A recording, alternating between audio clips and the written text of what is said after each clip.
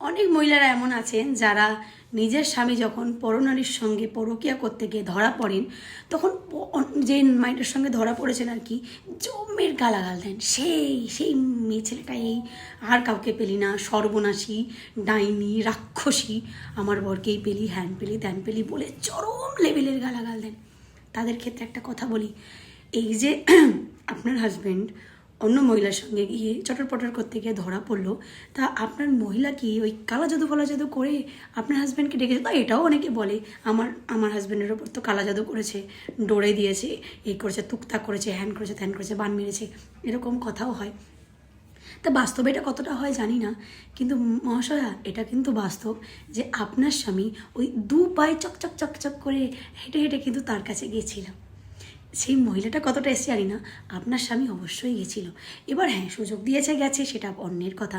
এবার অনেকে বলে বাড়িতে সেজে গুজে থাকো না, তাই জন্যই তো তোমার স্বামী পরকীয়া করতে ব্যস্ত হয়েছে, সারাক্ষণ বাচ্চা বাচ্চা নিয়ে থাকো, সারাক্ষণ সংসার নিয়ে থাকো, এই থাকো সেই থাকো, এই কারণেই তো স্বামীর দিকে মন দাও না বলেই স্বামী অন্য জায়গায় গেছে।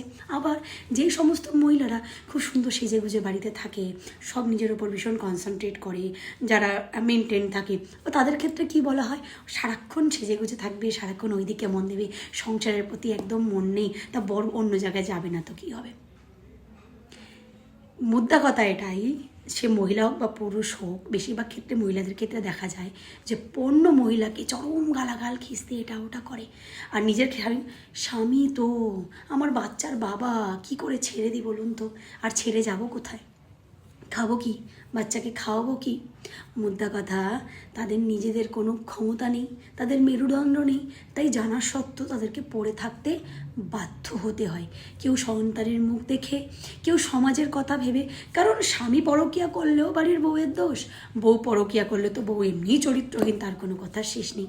সব দিক দিয়ে ঘুরে ফিরে মহিলাদের ওপরেই কথা আসে, আর ওই মহিলাটা আবার ওই পরকীয়া করা অন্য মহিলাকেই চরম লেভেলের গালাগাল দেয়। ওই আত্মতুষ্টি যাকে বলে, এটা করে লাভ নেই। কারণ যারা সৎ, লয়েল, তারা আপনি ওই চুলমুল সব উঠে গেলেও বা মোটা হয়ে গেলেও বা রোগা হয়ে গেলেও কোনোভাবেই আপনাকে ছেড়ে যাবে না, কোনোভাবেই এইসব করবে না। আর যার স্বভাব পরকীয়া করার, সে আপনি যতই সুন্দরী হন, যতই গুণবন্তী হন, সে কিন্তু বাইরে মুখ মারবেই। তাই অন্যকে গালাগাল না দিয়ে অন্তত নিজের এবার কলারটার দিকে একটু তাকান।